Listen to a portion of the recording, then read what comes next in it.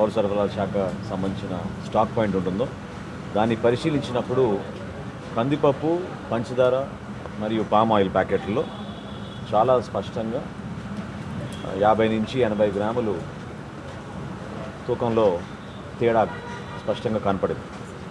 So రాష్ట్ర వ్యాప్తంగా సుమారు 253 మండల్ లెవెల్ స్టాక్ పాయింట్లని తనిఖీ చేసి సమగ్రమైన రిపోర్టు ప్రజెంట్ చేయమని ఆ రోజు నేను అధికార యంత్రాంగాన్ని కోరాను.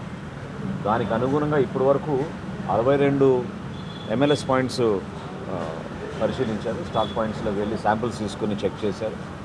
అందులో సుమారు 24 కేసెస్ డిటెక్ట్ అయినాయి.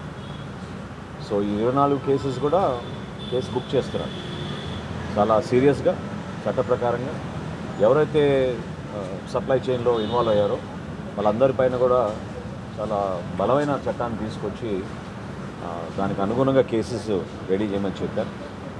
ఎల్లుండి కల్లా ఈ 253 స్టాక్ పాయింట్లో కూడా పూర్తి స్థాయిలో లీగల్ మెట్రాలజీ డిపార్ట్మెంట్, అదేవిధంగా స్థానికంగా ఉన్న జాయింట్ కలెక్టర్లు, తహసీల్దారు వాళ్ళు కూడా వెరిఫికేషన్ చేసి ఒక సమగ్రమైన విచారణ అందించిన తర్వాత తప్పకుండా వీళ్ళపైన చర్యలు తీసుకునే విధంగా స్పందిస్తాం.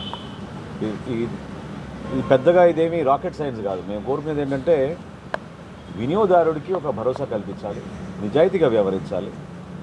500 గ్రాముల ప్యాకెట్ పాపం పేదవాడు కొనుక్కుని ఇంటికి తీసుకెళ్తున్నప్పుడు అందులో కొంతమందికి బెనిఫిట్ అయ్యే విధంగా 40 నుంచి 50 గ్రాములు తగ్గించుకుని వీళ్ళు రాష్ట్ర వ్యాప్తంగా ఇంత దోపిడీ చేశారంటే చాలా బాధాకరమైన విషయం. చాలా సీరియస్ ఇష్యూ కూడా. సో ఎవరైతే సప్లయర్స్ ఇన్ని రోజుల నుంచి ఇటువంటి కార్యక్రమాలు చేశారో ఖచ్చితంగా వాళ్ళపైన చర్యలు తీసుకుంటాం. జిల్లాల వారీగా ఈ రిపోర్ట్ వచ్చిన తర్వాత తప్పకుండా మీ అందరికీ మరొకసారి నేను బ్రీఫ్ చేస్తాను. ప్రజలందరికీ నేను మనస్ఫూర్తిగా చెప్పేది ఏంటంటే ఒక మార్పు ఏదైతే మీరు కోరారో అందులో భాగంగా నిజాయితీగా చట్ట ప్రకారంగా చేయాల్సిన కార్యక్రమాలు ఖచ్చితంగా చేస్తాం. ఎవరైతే కేవలం ప్రజల్ని ఇబ్బంది పెట్టడానికో మోసం చేయడానికి కోసం చేసిన కార్యక్రమాలని మాత్రం సహించేది లేదు. పౌర సరఫరాల శాఖ ఖచ్చితంగా ఇందులో అందరికన్నా ముందుంటుంది. పారదర్శకంగా ప్రతి ఒక్క రైతు